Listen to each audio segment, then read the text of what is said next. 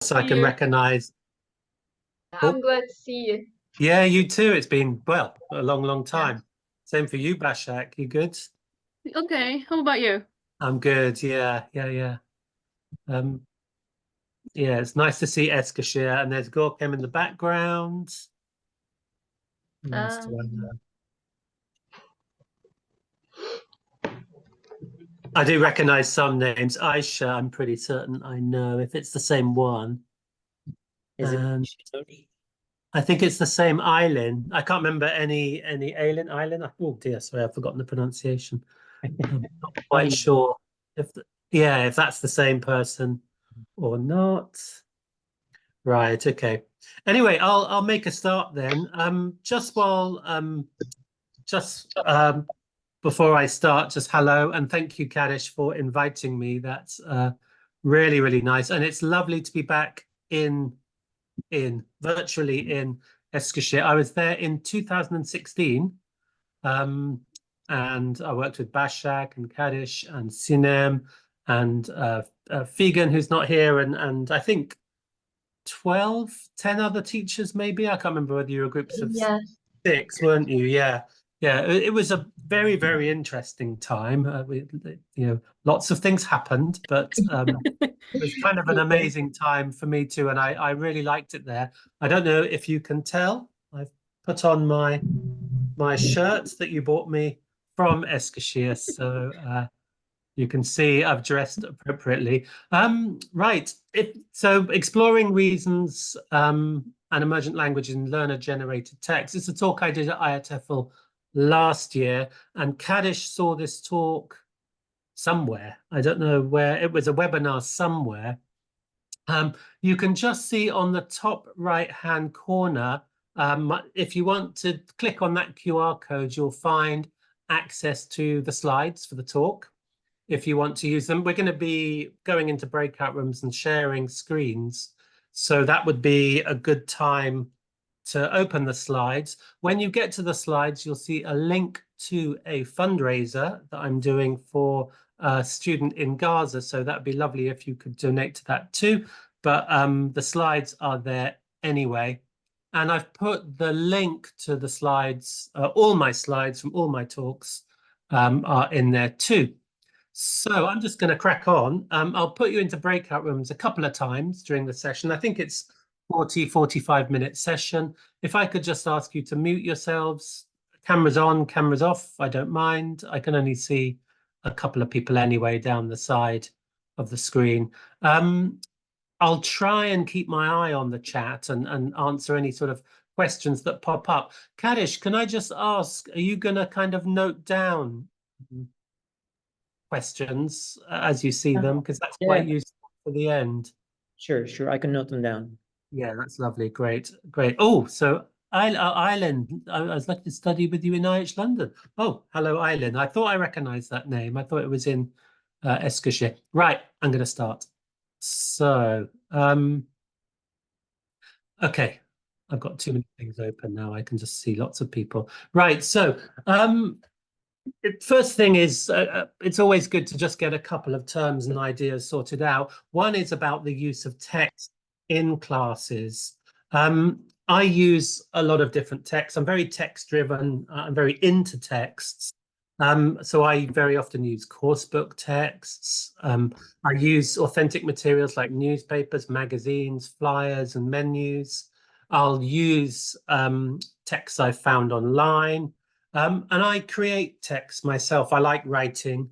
I like sort of writing articles and things like that. So I can localize material, but sort of it looks authentic, but obviously I've written it for the classroom type thing. But what we're looking at in this section, this session, sorry, is what I've called a learner-generated text. I've never seen a term that describes this before. I've seen the words learner-generated text before, but basically what it is, it's a text that's been co-created by learners in a lesson with support from a teacher. So it's not, this doesn't include if you send your students off to do a piece of writing for homework, or they're doing a kind of heads down writing that they hand in, that's not a learner-generated text. According to the definition I'm using for this session, it's got to be co-constructed by learners, and I'm there helping, editing, drafting, helping with organization, things like that, or perhaps compiling at the end. So it's a text that's created by the learners and me during a lesson. Okay. In IH, I'll have groups of 15 students. So I've done this with 15. I've done this with a larger online group of about 30 where we use Google Docs, created about, I think, 7 groups, I think. A little bit harder the more students you have, but we can talk about that as the session goes on. So quickly, how do you generate a text in a class? The first one I'm going to show you is an image generated text. So showing an image and that we create a text around that image. That's one way. Anytime learners tell stories or talk about their experiences, they are creating a text. So that's another example. It could be generated through a task. So getting the students together to complete a task and then reconstructing what they did in the feedback. And you'll see an example of this later on. The last one then is, I think this is the last one, is replication tasks. So a replication task is when you've given students something like a restaurant review, for example, or a menu, and the students recreate that text in exactly the same genre, almost like product writing or product speaking, but with the process thrown in as well. And if anything like dictogloss or grammaring or text summary, that's a learner-generated text as well. But in this session, I'm going to look at an image-generated text and a task-generated text. Okay, so this lesson was, it came from Voices Pre-Intermediate. But in Voices Pre-Intermediate, the students had already been given the text and they had to read them and sort of talk about what is happening in the picture. But my colleague Ree from International House London, she decided to do this lesson and she found all these great images of food disasters and we talked about, oh, let's do the lesson, but just the students create the disaster from the image. So just if you could pop into chat your ideas, what do you think has happened here? So who is this person? What was she doing? What was she cooking? Why was she cooking? What's the occasion? What happened? Any ideas?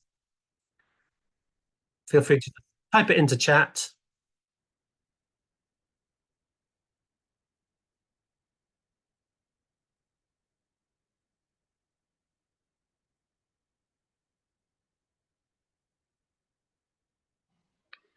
Should we write or?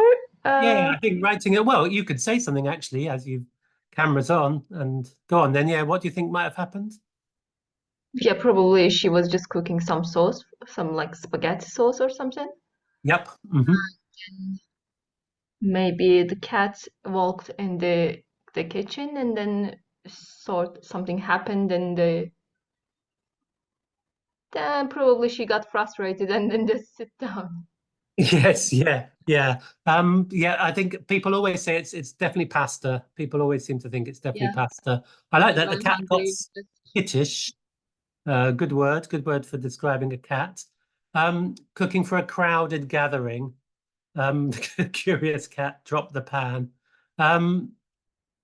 Yes, yeah, lovely, good. So that's exactly what we do. Obviously taking a lot longer in the classroom where the students are sorry, I'm just moving you all to one side. The students are basically generating this story and I'm pushing them all the time. So one of you said that she was cooking for a crowded gathering. That's the kind of thing I'm really trying to push the students to talk about, who is the meal for, what the cat did, because that generates the sort of the lexical emergent language. But this lesson has a really good grammatical focus too. So on the next slide, Okay, I'm going to quickly just run through the procedure again. So it's about showing that you start off showing the picture. Okay, so the students in groups just create a story, and I am pushing them to add as much detail as they can add to the story. But then once we've finished, once the students have finished, and they're probably in about 4, 5, 6 groups, we reconstruct the story onto the board, co-construct the story onto the board. So I basically ask them, okay, what was she cooking and why?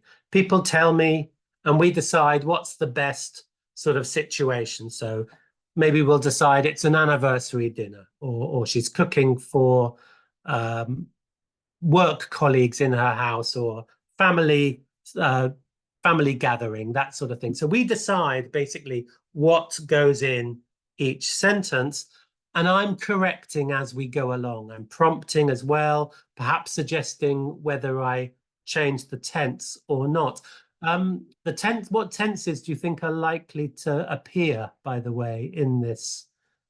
Again, you can just pop it into chat. Yeah, absolutely, Gokhan. It's going to be the narrative tenses. Yeah, absolutely. So it's what's called a focus task, in that you kind of know what language is going to come up. We then analyze the text for reasons, and we explore any emergent language as well. And then the lesson continues with the group getting another picture. They write their own text, and then we analyze that new text for reasons. So hopefully here is the co-constructed text. Okay, remember this is a pre-intermediate group, so these aren't their words exactly. I've been reformulating as I co-construct onto the board. So if a learner said, oh, she cooking a special meal for my sister's 21st birthday, I would write up on the board, she cooking. Well, I try and get them to do it in the first person because it's more natural that way. I cooking a special meal for my sister's 21st birthday. And I would say, okay, what verb do we need here? What tense do we need? So I'm reformulating all the time. I'm probably teaching words like tripped, because the students possibly don't know that, but they can mime it. And licked up, the students can mime it if they want to, or cat eating type language. So I've popped this in, I'll pop this into the chat. Okay, so you've got the text there. By the way, you'll notice that the past perfect simple is in there too. That really depends on the group. So this group, I felt, okay, these guys are ready for past perfect because of how they created the story. If it doesn't look like they're ready for it, and that's me using my own intuition, really, then I would just kind of let it pass, sort of thing. So we might look at 2 tenses, we might look at 3. Of course, if they're using the tenses perfectly, I'm probably going to move on to looking at vocabulary. What I'd like you to do, task is on the next slide. So we've co-constructed a text. What I want to do is look at the emergent language or the task specific language. By the way, it would be emergent language if there were gaps. If they were using the 3 tenses perfectly well, then the emergent language, as I said, would be lexical. But if, for example, they are omitting the past perfect and I think they're ready for it, or misusing, lots of ed endings missing, that becomes emergent language because it's the gaps in the language. So why are we using the past continuous, the past simple, the past perfects? Now, those who've studied with me in 2016, you'll have done this kind of thing before, looking at reasons. So and maybe you do it with your students, or maybe you've seen it in my book. So remember, we're not looking at a longer action interrupted by a shorter one. Yes, that's right. Oh, well, that's the rule sort of thing. We're not looking at that kind of thing. We're thinking about what the speaker, the person who's dropped all the food, is using a past continuous in a narrative. Okay, so I would like you to go to breakout rooms together, probably for about 3, 4, 5 minutes. I'd like you to decide what the reasons are for these tenses being used. So Kadish, if you could put everybody into that would be great.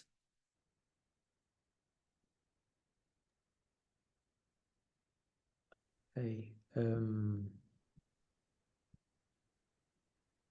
So around 3-4 people per room. How many people are there? Yeah, it sounds about right. So maybe if you or just opening 8 rooms or something. Mhm. I'm not going to try and monitor 8. I'll just pop into 1, maybe see how people are getting on. Okay.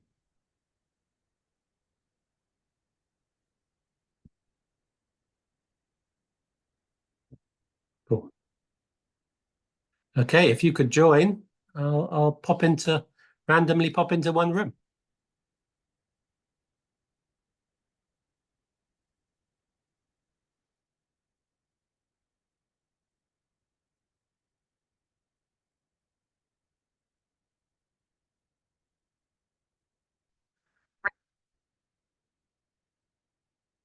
Okay, right, lovely. Thanks. Sorry, I was in mid flow with one of the groups, but that's okay. Well done, the group I was with, because you really sort of hit on the past perfect and the um Past why continuous. thank you. Yes, why the past continuous is being used.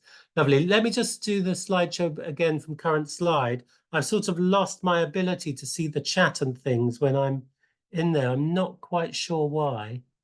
Let me just. Yeah, I've sort of got a very weird.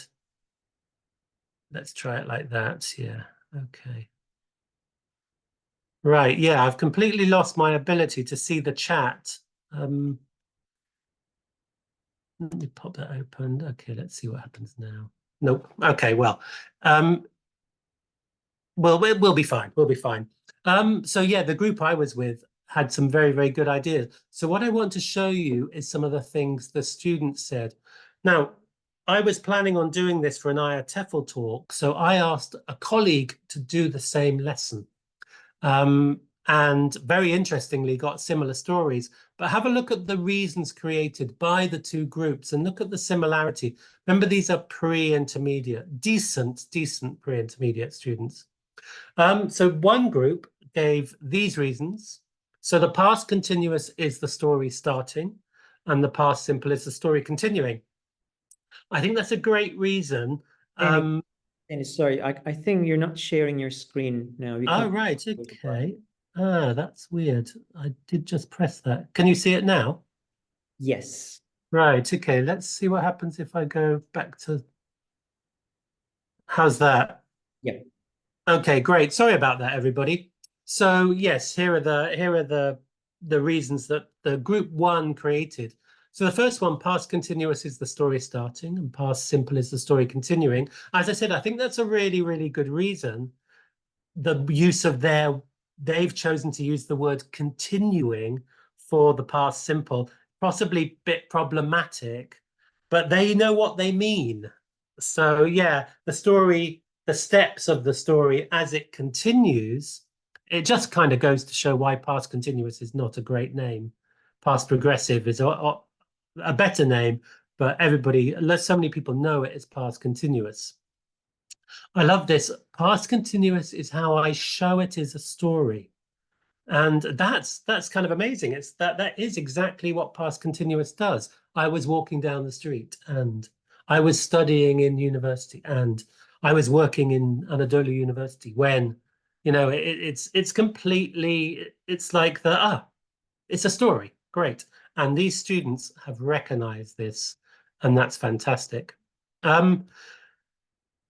Yeah, past perfect is like a context why my story is like this. I think what we have here is a student who knows what they mean and is struggling to say it, to really kind of say, it's basically why did this story look like this? Why is there a woman on the floor with a cat and pasta sauce everywhere?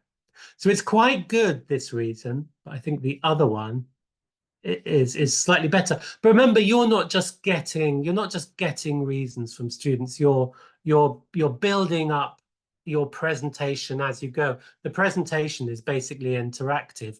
So while I'm working with these reasons, I'm also doing something like creating a timeline. So I was walking to the fridge. That's my story beginning. That's how I show you I'm telling a story. And then this happened, this happened, this happened, this happened, this happened. Why did it happen?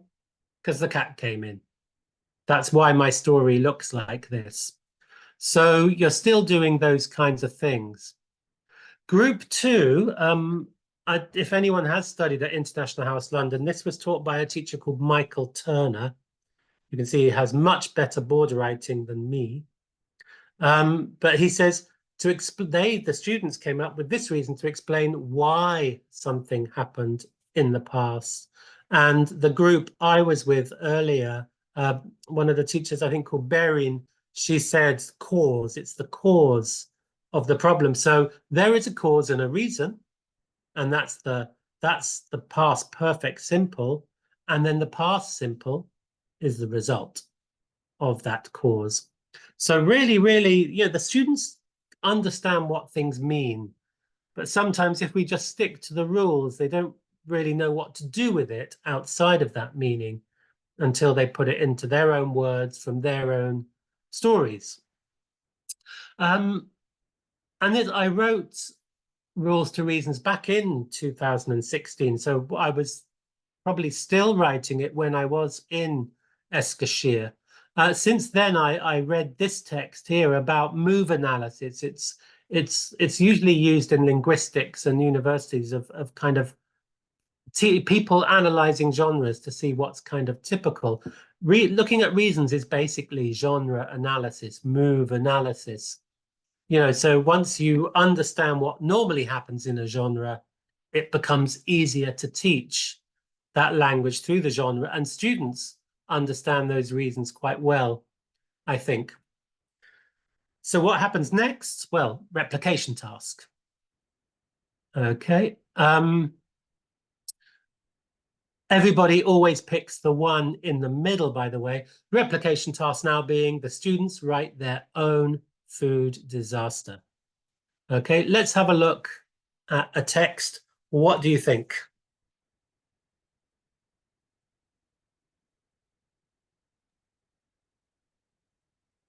Do I need to read it aloud? How is that for you?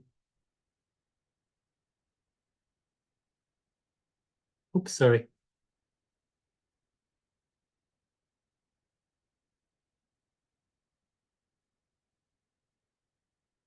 So yeah, last Friday I was cooking eggs for my family. Excellent use of past continuous to set the scene. I am telling a story. They then sort of self-edited something about salt. I put some salt on it. I gave the omelette to my family. Then I think that must be recognized. So obviously that's going to need some reformulation. I think probably realized is what they want to say. I realized the taste was sweet because my mother had put the sugar in the salt shaker. It's excellent. It's a really, really good text. And it's really good because they've used all three tenses absolutely perfectly to tell the story. The only word I remember needing to teach was salt shaker because they just said, what's this? But yeah, the emergent language wise, a bit of realized is the word there. So you're going to move, recognize, realize, notice, probably looking at those typical sort of expressions. And that's the beauty of emergent language is when would these forms happen in a lesson? Okay, we were using, yes, Voices. Voices was the course book. I remember when I was in Eskishire, you were using Speak Out. When I played this game at IATEFL in last year, it was a very, very popular game. 12 units in the course book. Past simple, what unit do you think past simple comes in at? You can just shout out or say something in chat.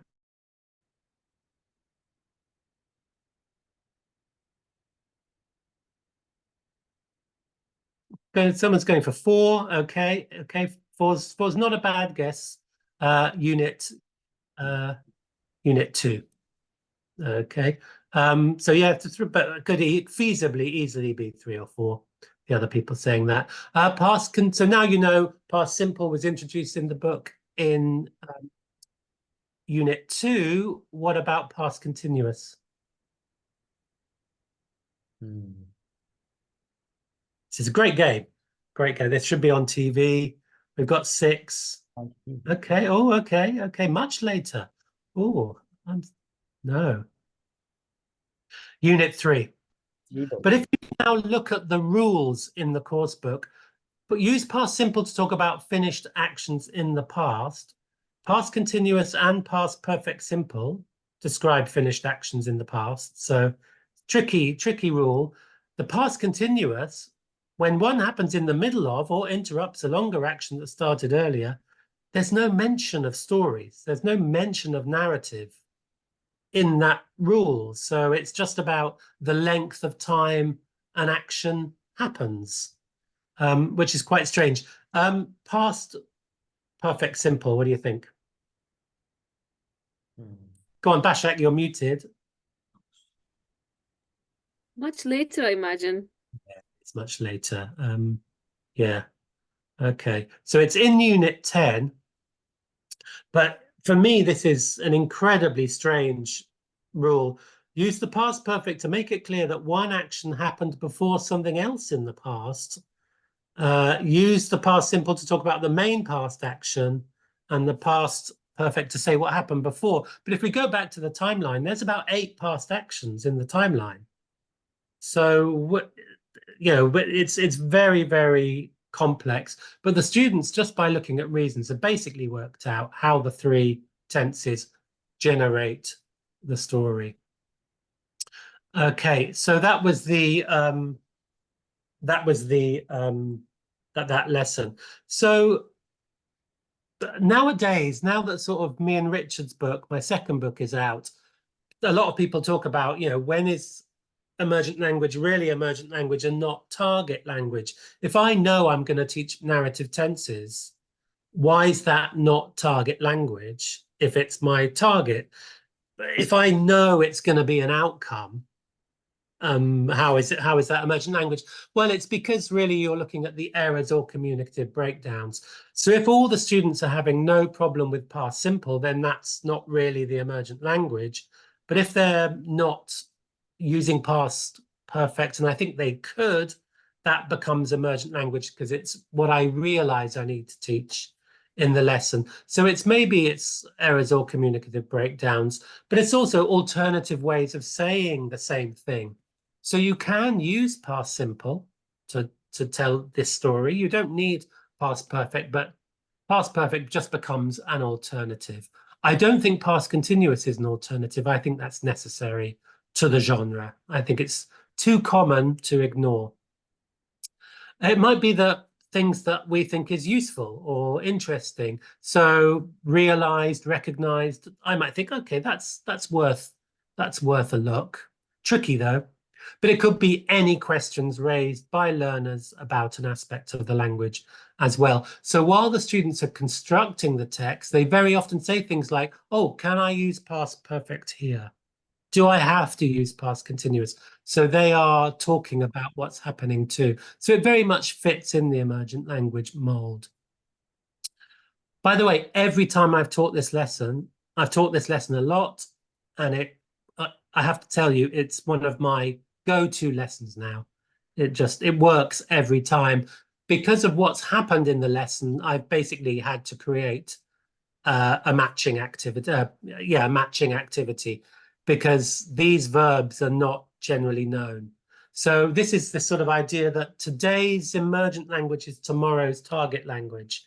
You know, I know this is going to happen, therefore it becomes target language in the lesson. And so this is quite a useful addition.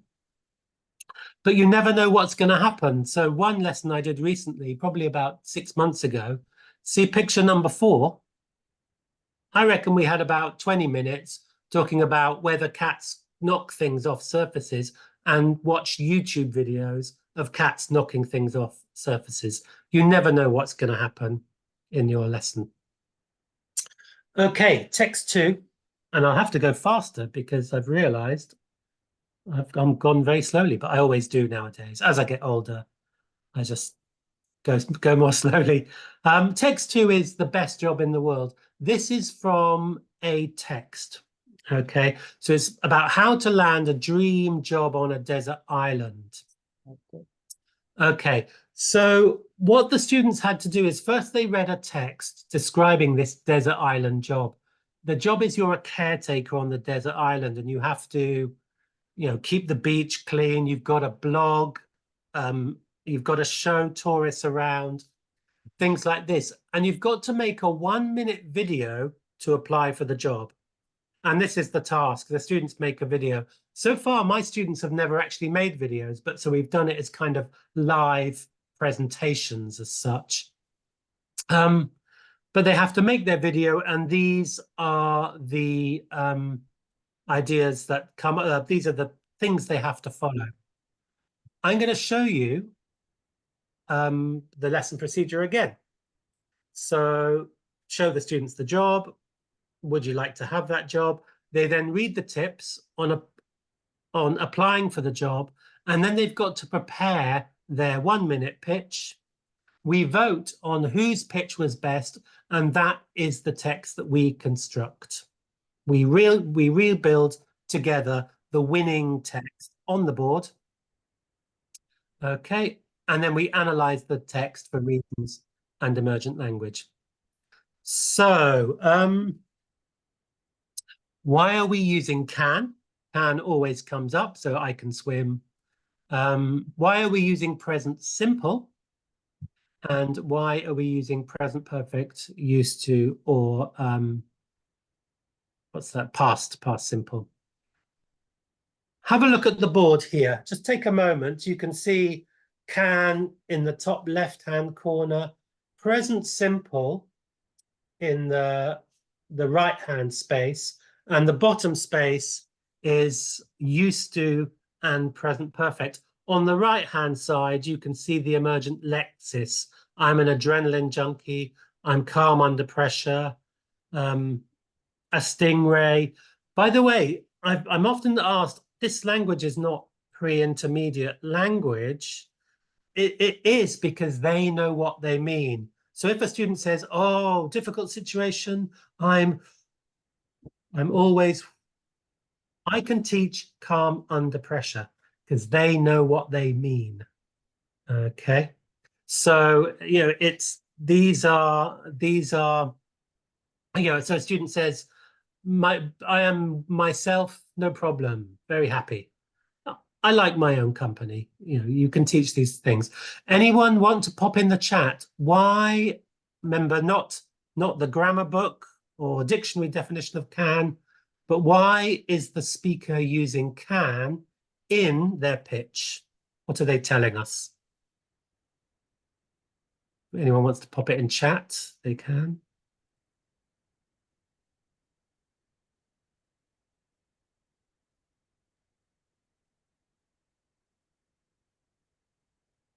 I see what you mean by qualification. I think the word qualification being related to university qualifications might be that that could end up in the present simple section text as well. Abilities, yeah, skills and abilities type thing.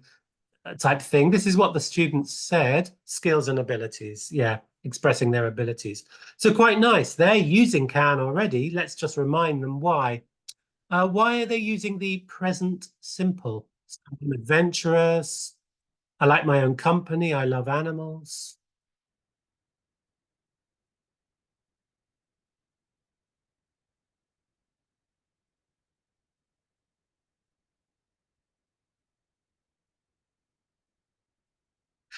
Yeah, talk about themselves is right, Bashak, but that's one of the ones I would stretch out because obviously you can use any tense to talk about yourself. General information is that works actually, Barish. I think I might ask them to be a bit specific about what you mean by general. Because don't forget, what's the genre?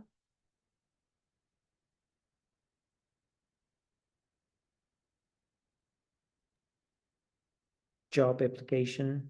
Job application or job interview. Yeah. So I think general information about my work, that sort of thing. I would just get them to give me a little bit more. So here are the this is kind of what you're saying, Bashak. This is who I am. It's really good. It's who I am. I love animals. I'm calm under pressure. It's a nice one. Personality is a good one too, and my character is another good one. So yeah, you're just dragging a little bit more out from them. And present perfect. Experience, yeah, great, yeah. My experience, yeah, good. So students see these words, but often they see them in quite sort of abstract settings. But by looking at reasons like this, we can really we can really sort of solidify that knowledge, really help it kind of fit in as being such a key part of the interview process. But this was really interesting, and I've never seen this in a course book before or in a grammar book. Present perfect for experience and used to being used in exactly the same way. And used to is normally described as what? How's that used in course books? Old habits, Past generally. habits, yeah. Past habits, yeah, absolutely. But it's not in a job interview. Yes, it's a habit, but it's a habit that basically is your experience. So a really, really interesting thing here. Now, this is emergent language because the students are using it, and I'm looking at it thinking, yeah, that's okay, actually, that's fine. But I've never seen these two taught together in a course book. I may be wrong, by the way. If you have, then I'd be interested to hear about it. At my last IATEFL talk a couple of weeks ago, which, by the way, yes, I'll share that with you. Oh, no, I'll tell you how you can join that. Yes, Kaddish, maybe you can tell everybody as well.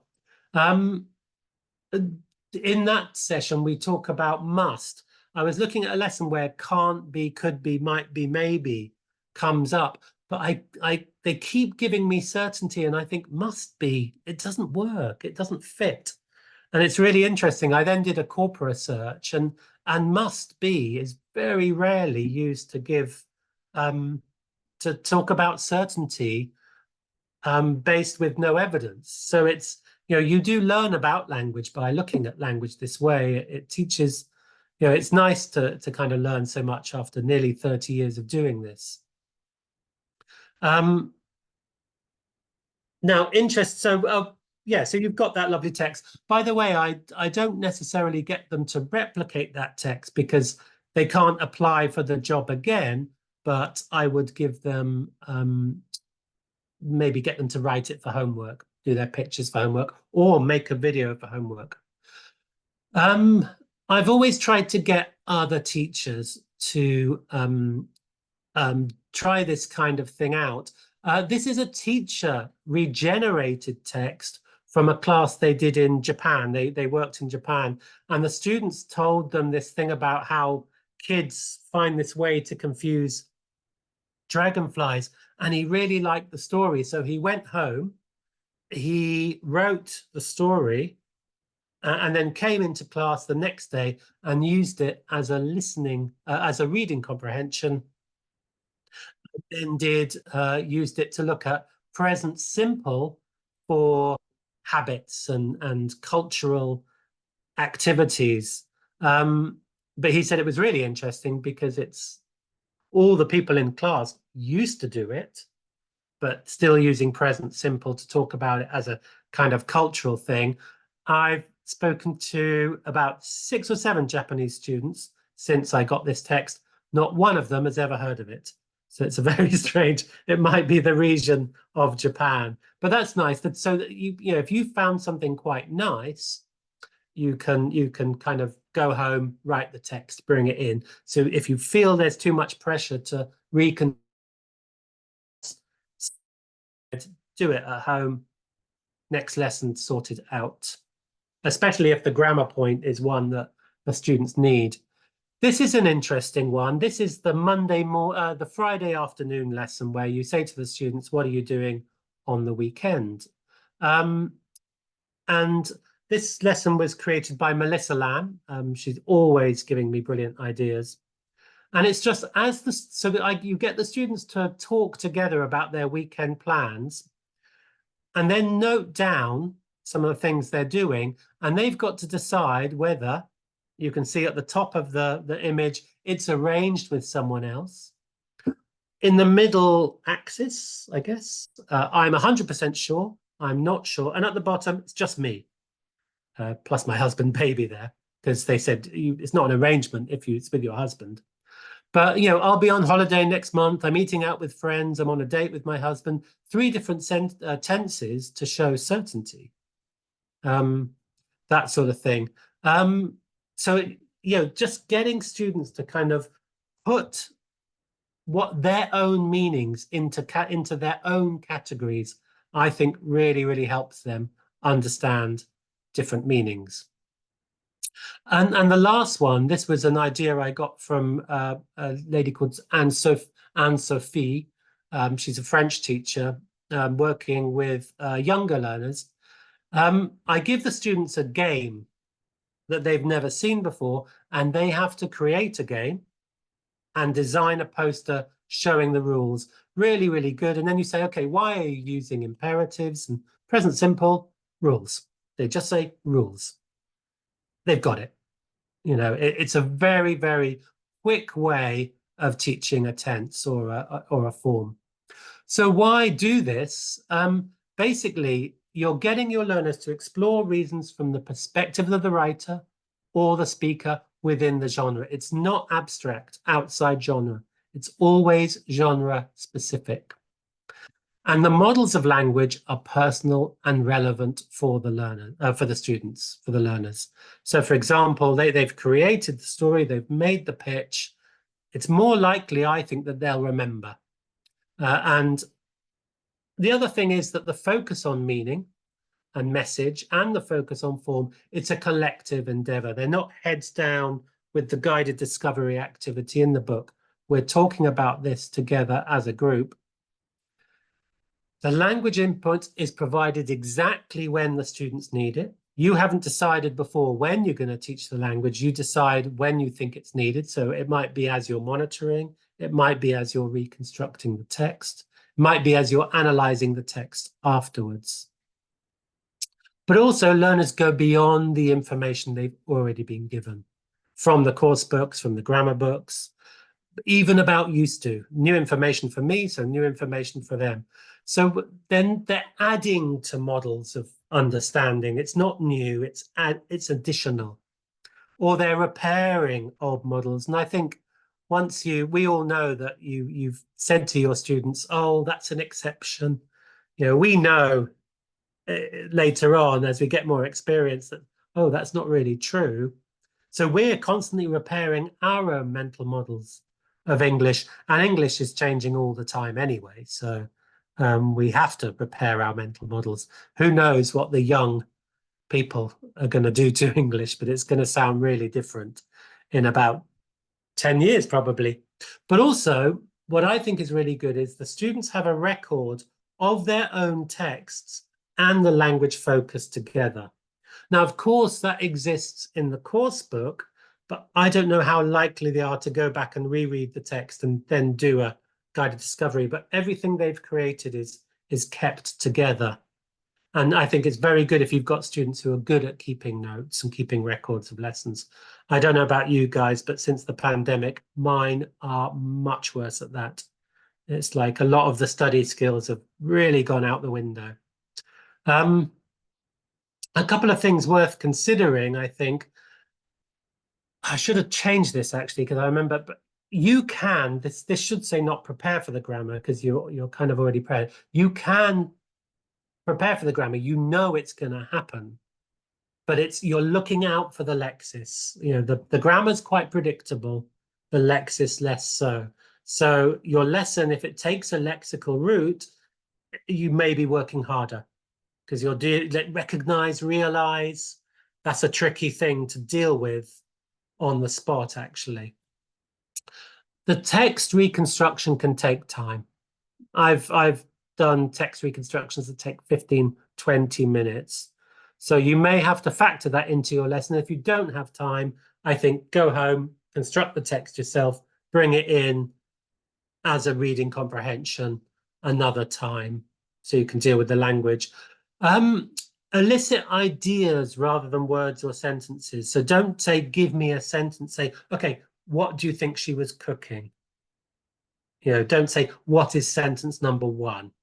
It's too abstract. Elicit the ideas, not the sort of forms as such. Draw on what you've heard. So you might say, oh, Sinem, I heard you say blah, blah, blah. And then that student might say, oh, yes, I thought they were cooking for a special occasion. Oh, what special occasion could it be? You know, you're kind of do a little cheat as much as you can, but also prepare for negotiations. So when I'm doing this, I get a lot of students say, oh, can I do this? Oh, why can't I just use past simple? Why not? Because I get a lot of students nowadays, they just think past perfect. What's the point? And they're kind of right. But yeah, it's yeah.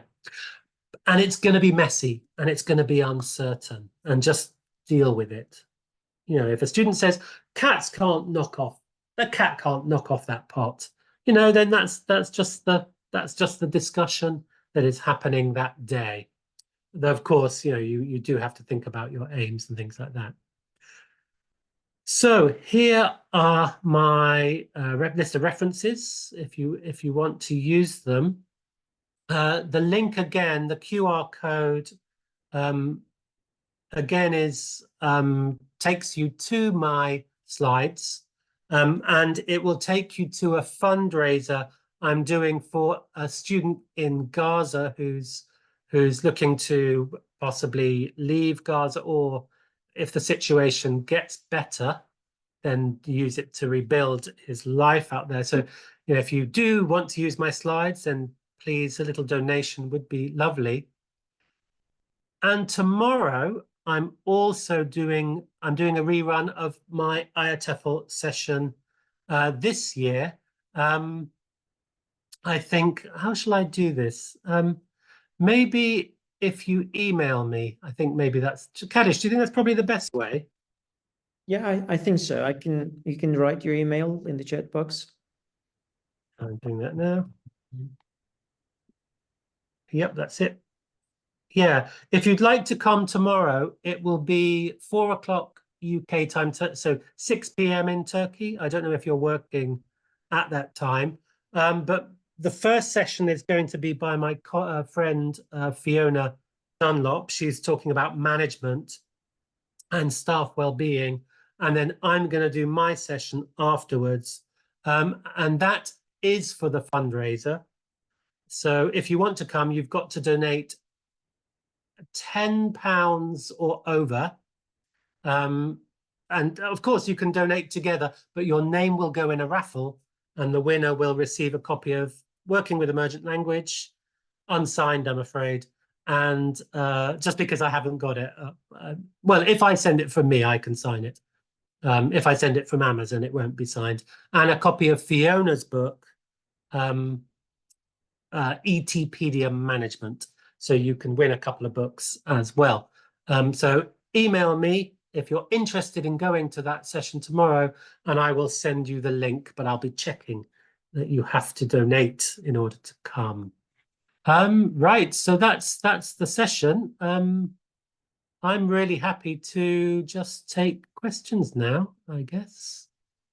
Let's get you onto some kind of good view. Right, I don't know why I've pinned you, Kadish. So I don't know how to unpin you. I don't know how you did that. Pin. Okay, so you can just click on. No, I've got you. You're on gallery now. Yeah, did it. So if you guys want to put your cameras on, and any questions you can wave or electronically or physically, and I will answer any questions.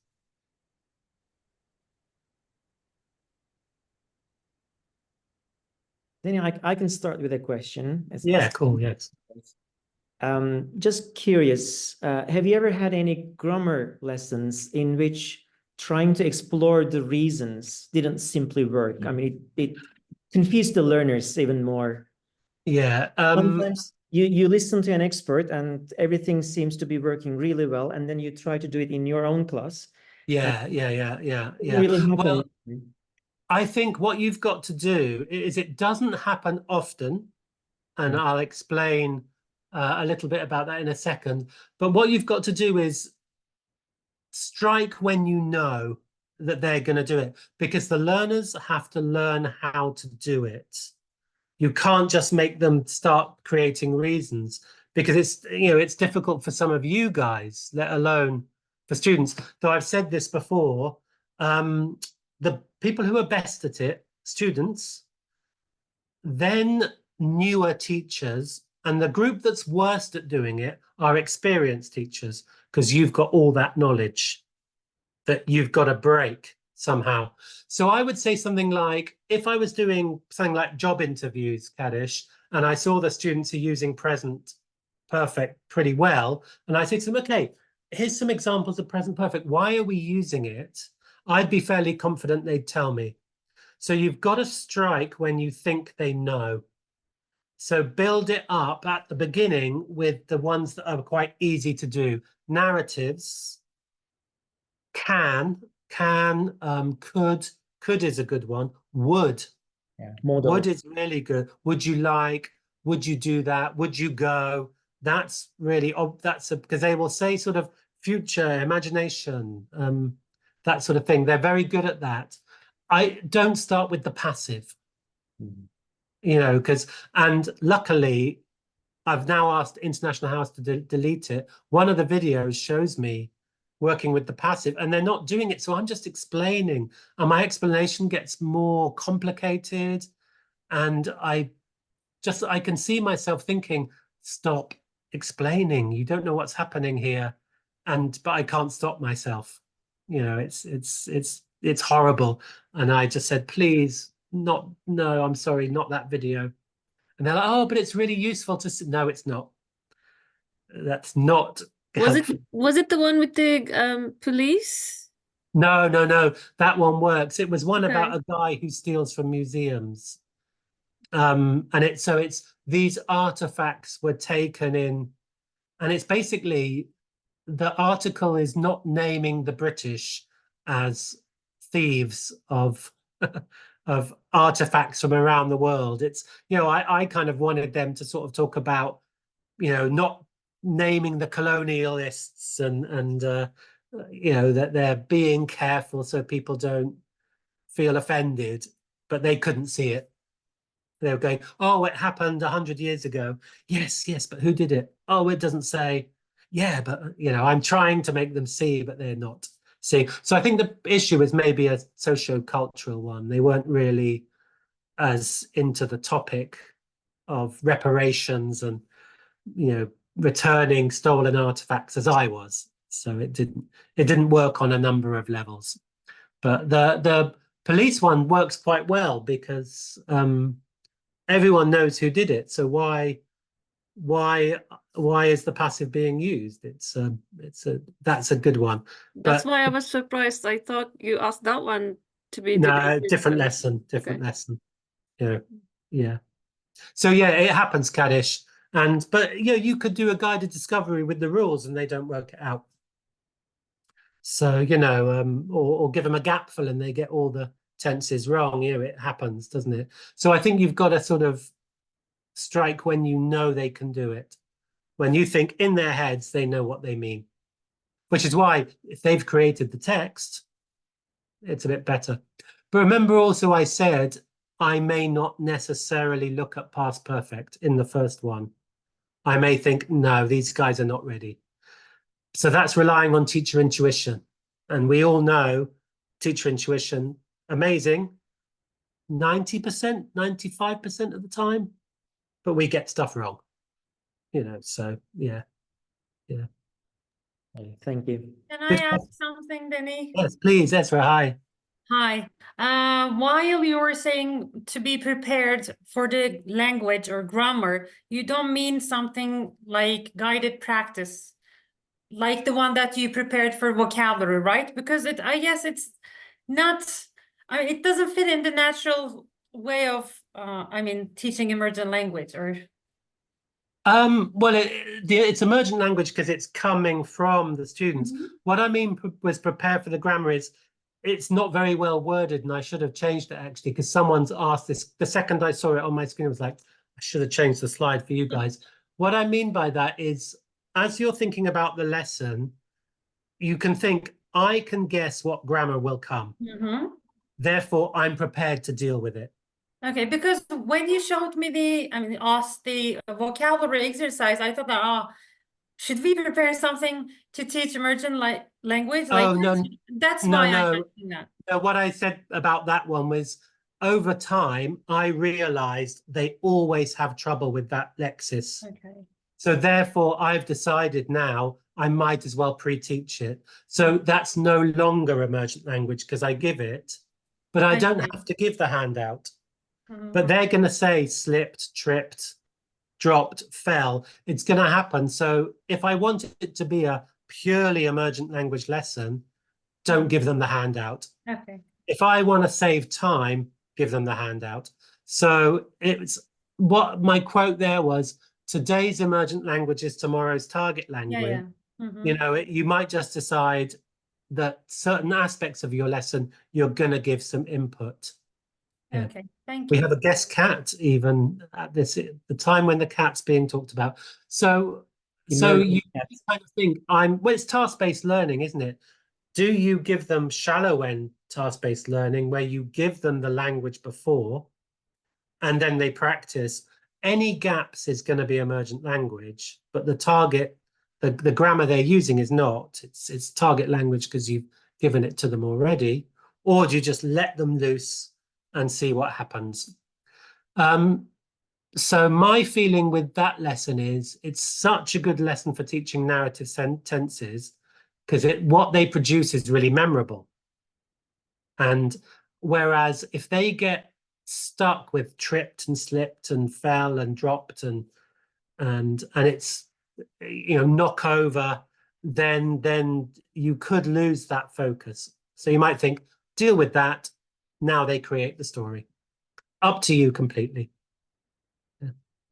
So I guess really there's emergent language with a capital E and emergent language with a little e, or tarmergent language, which is a mixture of emergent language and target language. And yeah, since we wrote the book, it's so many things have come up.